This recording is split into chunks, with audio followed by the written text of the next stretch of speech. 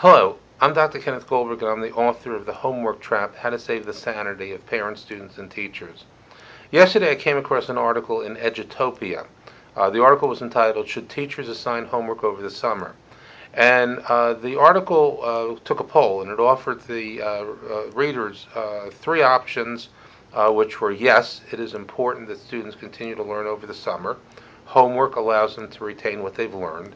Maybe light work, such as traditional summer reading, is okay, but teachers should not assign lengthy or rigorous work. And the third was no, summer is a time for students to take a break from academics.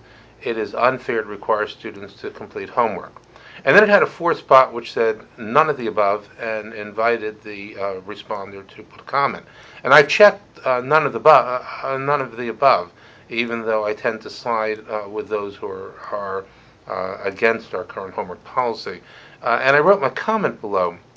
And one of the things that I wanted to highlight in my response was that there's really no difference in summer from the school year, and that I hate to take a position on summer homework as if somehow there's a tacit endorsement of the current policy during the school year.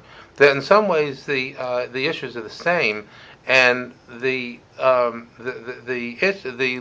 in the poll that really uh, catches the issue is in the last answer, no, where they use the word it is unfair to require, and that's the word require, students to complete homework during the summer. And that's the heart of the issue, is the word requirement. There, the issue, the thing that I've talked about over and over again, is that teachers should be in charge of their classrooms, and they should certainly be freed from some of the undue and unfair influences coming down on them to teach to the test, to be concerned about excessive evaluations that go beyond what their own principal, their own boss does, and that they should not feel like they're under the gun. But in the same way, parents should not feel under the gun as well. So once you put the word requirement in, that's your key issue. That teachers can assign homework, and parents will, for the most part, support the teachers and will allow their children to do homework, and will encourage their children to do homework, will encourage their children to respect authority, will encourage their children to learn. However, once you put the word requirement in, you run into the issue of allowing authority outside of the home to supersede authority in the home. And that's your key problem. So in my comment, I said, teachers are different. And if you want to assign homework, assign it. Just don't require it. Assign it. Whether it's something light, like, maybe read a good book, or something even heavier. Here's some really tough problems to do. I remember when I went to college, we got homework the first year that before my freshman year, and we were supposed to read this book by C.P. Snow.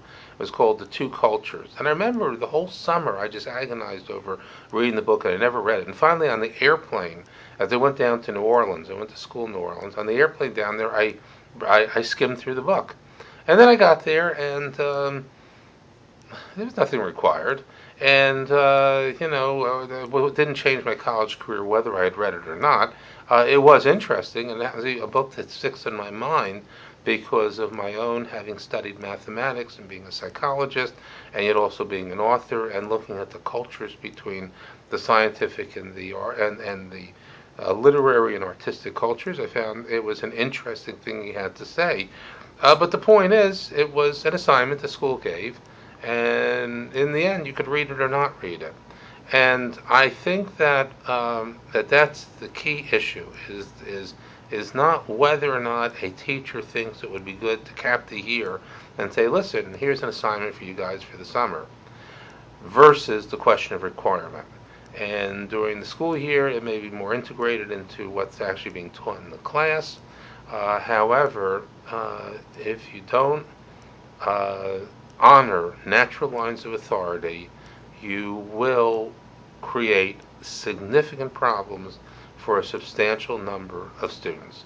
Maybe not all the students, maybe not most of the students, but a certain number of students are going to be harmed when lines of authority are violated. Thank you.